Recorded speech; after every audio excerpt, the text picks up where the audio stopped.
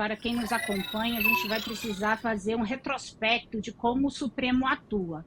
Nós tivemos aí nas matérias anteriores uma explicação sobre a atuação do Congresso Nacional, o Poder Executivo, o presidente Lula, emendas parlamentares e o Supremo Tribunal Federal tentando moderar essa dinâmica entre o Poder Legislativo e o Poder Executivo. Nós temos uma realidade constitucional hoje em que o presidente da República é eleito, então ele tem uma legitimidade direta do voto popular, e o Congresso Nacional também é eleito. De onde vem a legitimidade do Supremo Tribunal Federal? Vem da Constituição. E, para isso, ele precisa justificar as suas decisões. Por isso é importante quem nos assiste entender que hoje o Supremo atua em dois ambientes. Um que é virtual, onde ele julga 99,5% dos processos, e outro que é presencial, que é o plenário presencial que a gente assiste toda quarta-feira na TV Justiça, ao vivo, quinta-feira. E nessa arena pública presencial, por conta dessa legitimidade constitucional pela argumentação,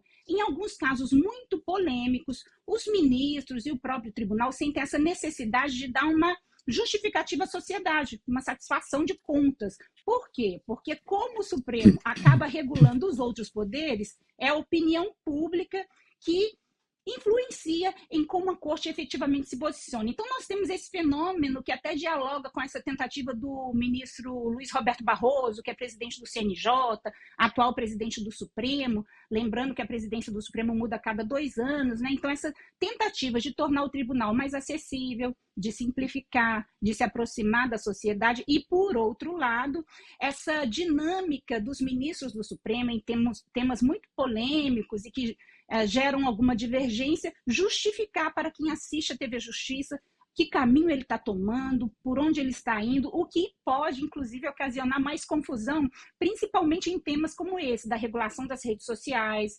liberdade de expressão, moderação de conteúdo nas redes sociais. Por isso, essa dificuldade, porque o Supremo acaba tendo que lidar com temas muito complexos, dessa justificativa, argumentativa e jurídica para a sociedade, e, ao mesmo tempo, tentar equilibrar e moderar aí essa dinâmica entre os poderes, que os próprios poderes não conseguem solucionar e jogam no colo do Supremo Tribunal Federal. E a gente fica assistindo tudo, tentando acompanhar e entender. O que você acha, Thiago?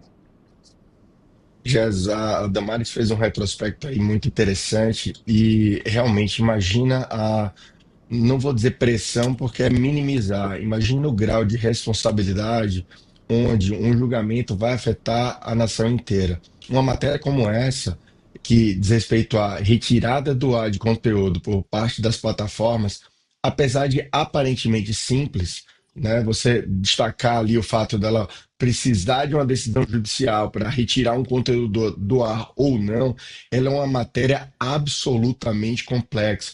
Damares fala aqui muitas vezes sobre a importância de defender aqui a liberdade de expressão e defender os meios de comunicação e o acesso das pessoas aos veículos. E você imagina só, a decisão do ministro, ela ia colocando ali pontos que, segundo a população, alguns casos, mediante o nosso crivo popular, são muito claros de ofensa a direitos de terceiro. Então, a plataforma deveria manter ali uma vigilância e ela mesma retirar. Por outro lado, fazendo jus aqui ao nome do programa Visões, imagina o grau de responsabilidade da plataforma e o grau de escrutínio que ela deve ter para ela própria julgar qual conteúdo ela deve tirar do ar ou não. Na verdade, o que estava ali em jogo era colocar para a plataforma uma obrigação dela ter um tribunal interno. Então, ela passaria a julgar os casos que estariam infringindo direitos de terceiro ou não. E isso é uma questão muito, muito delicada, porque geraria um julgamento dentro do outro julgamento.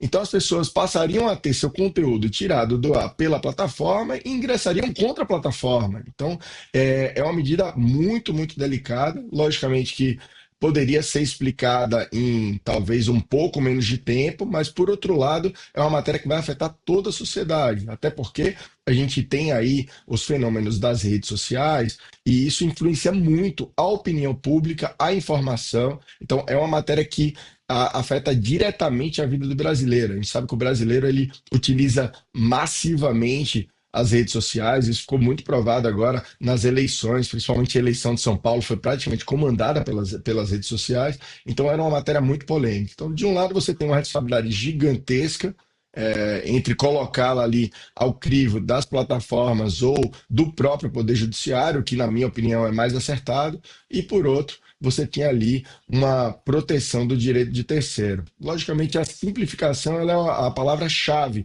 para os julgamentos novos, e a gente vê o Judiciário caminhando para esse sentido.